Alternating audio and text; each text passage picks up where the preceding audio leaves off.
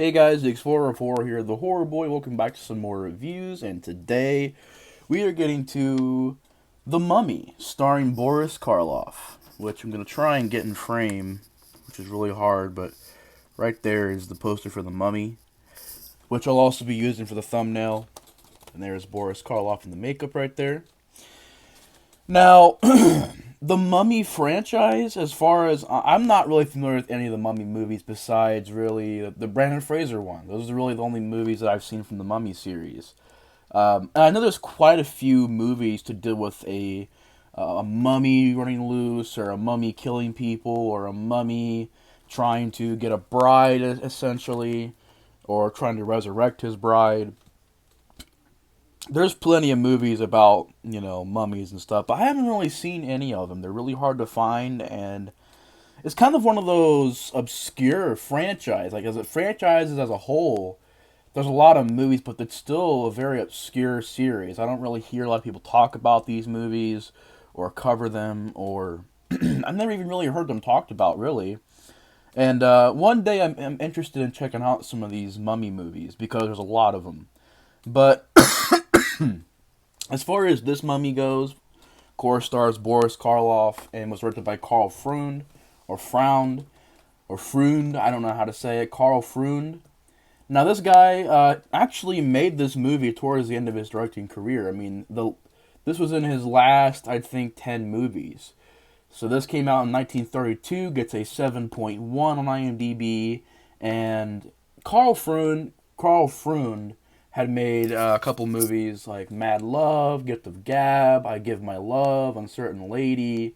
Um, says here he was uncredited for directing Dracula, which is weird because Todd Browning made Dracula. I'm kind of curious about that story.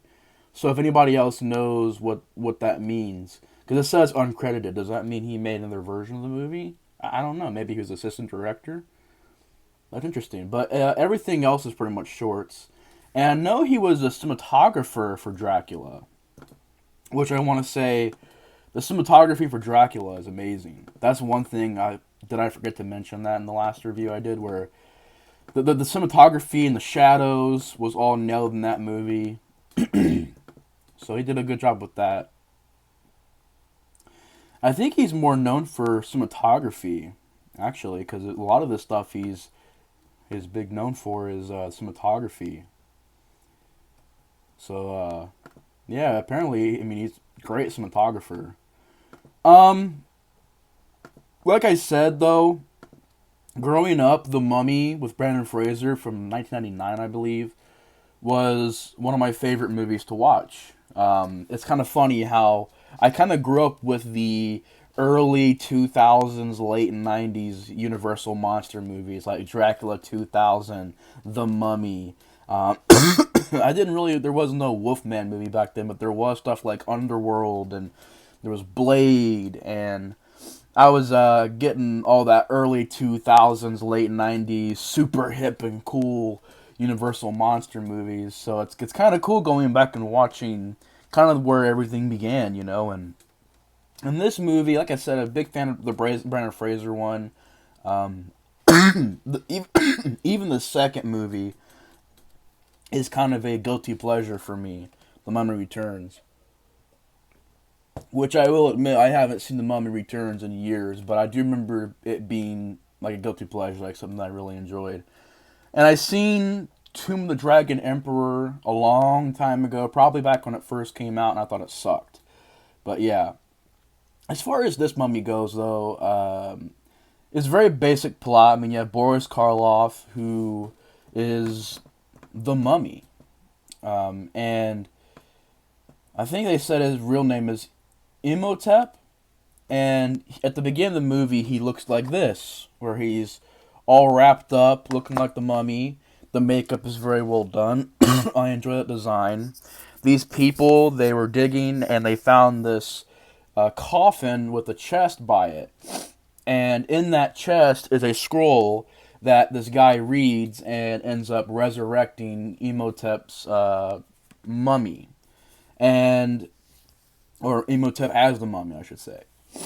So they resurrect him, and he comes back to life, and he meets this girl who I think is Zeta Johan, and she's playing the Helen character, and he wants to pretty much put her soul into his dead. Um, I don't know if it was his wife or just his girlfriend. He wants to put it in his lady.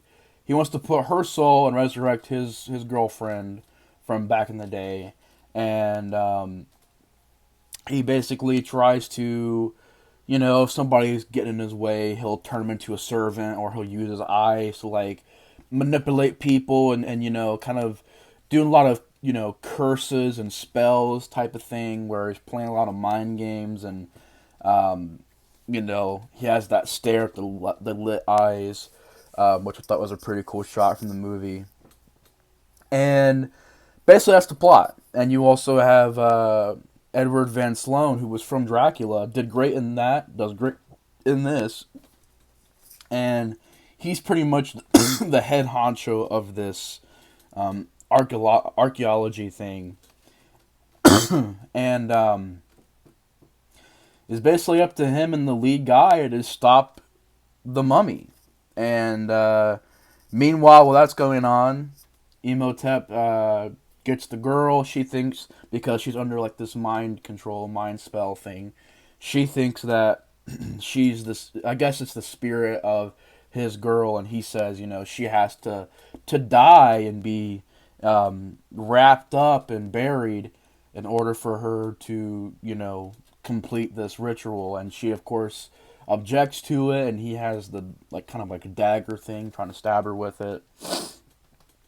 And of course, Edward Van Sloan and her other boyfriend, they both arrive, and kind of this weird thing happens where she prays to this Egyptian statue, and the statue kind of just does this, like it moves, and it has I forget what they're called, but they're like these like crucifixes for Egyptian culture, like pretty much. And basically, Imhotep gets cursed by this god statue, and gets turned back into a mummy again. The movie ends, and the plot is very basic.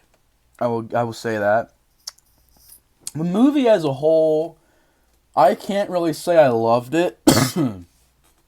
I could say the best parts of the movie is I really liked the sets. Like, I miss movies like this where there's a lot of set usage, and they're using a lot of practical, you can tell they're practical sets on deserts, building temples, building environments. I really miss practical sets like that, where they really put a lot of effort into the environment. I thought that was pretty cool. The desert setting was pretty cool and well handled.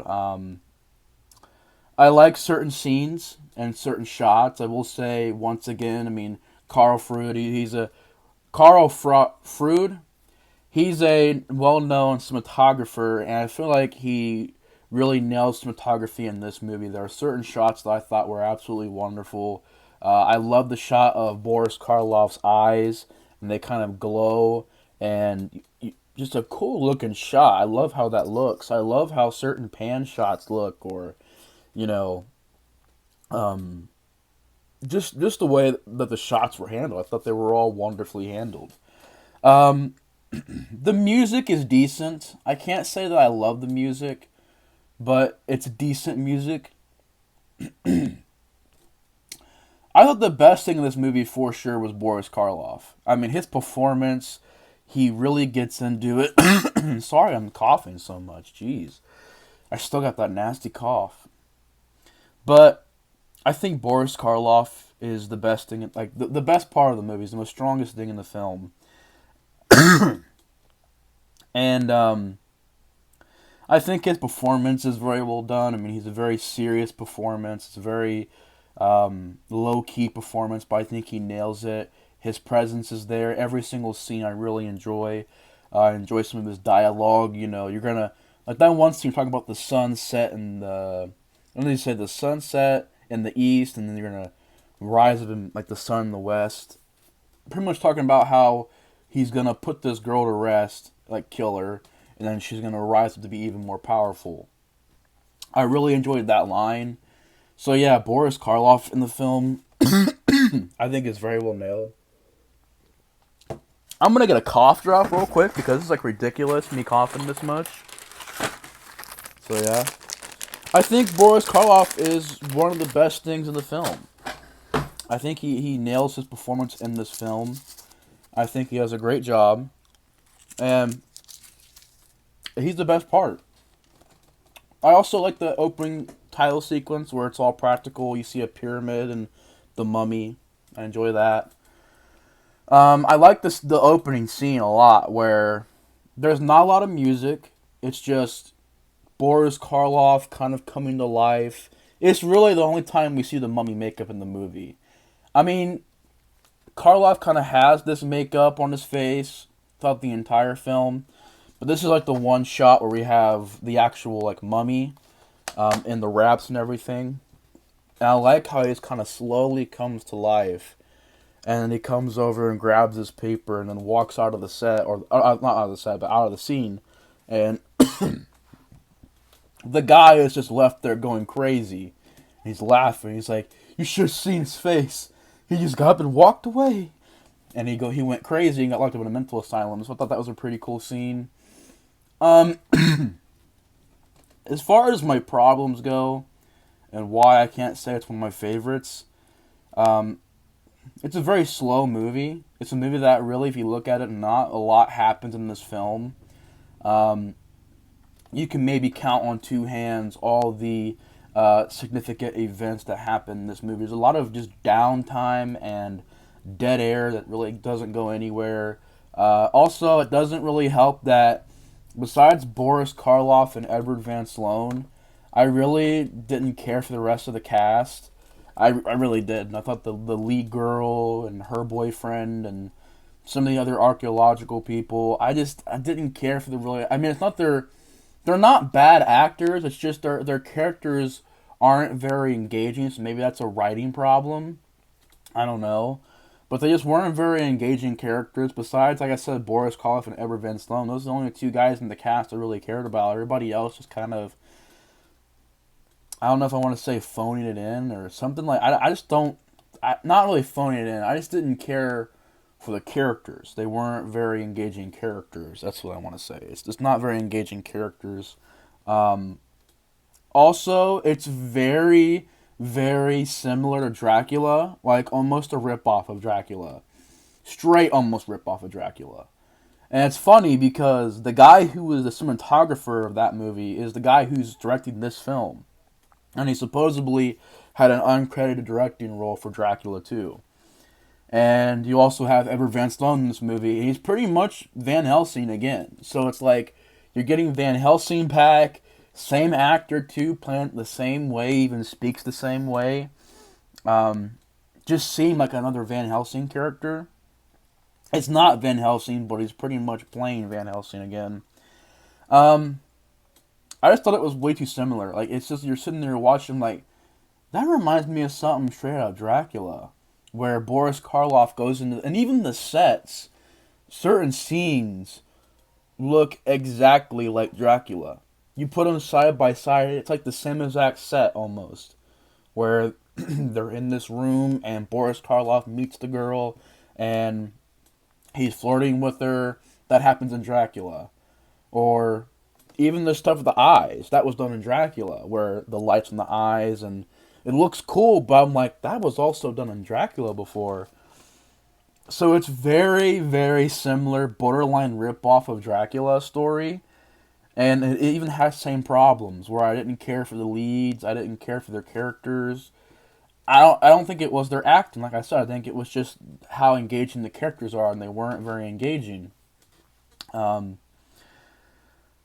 What else? It's just a story that I just didn't get into. Not a lot happens, and the music is decent, but certain parts of it I was just like, on. And I also didn't like how you only got, really enough, one scene with the mummy. There's only one scene in this movie where you have Boris Karloff in the mummy makeup. I'm slobbering all over myself. But, you only have one scene of that in this movie. One scene, which is shocking to me.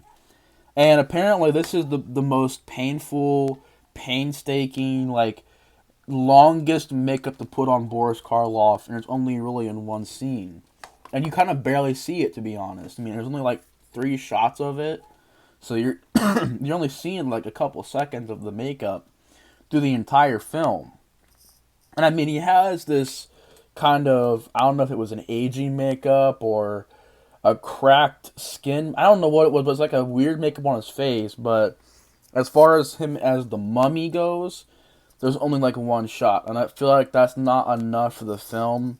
Like, especially when you're calling it the Mummy, it's just there's not a lot of the Mummy in the Mummy. You know what I mean?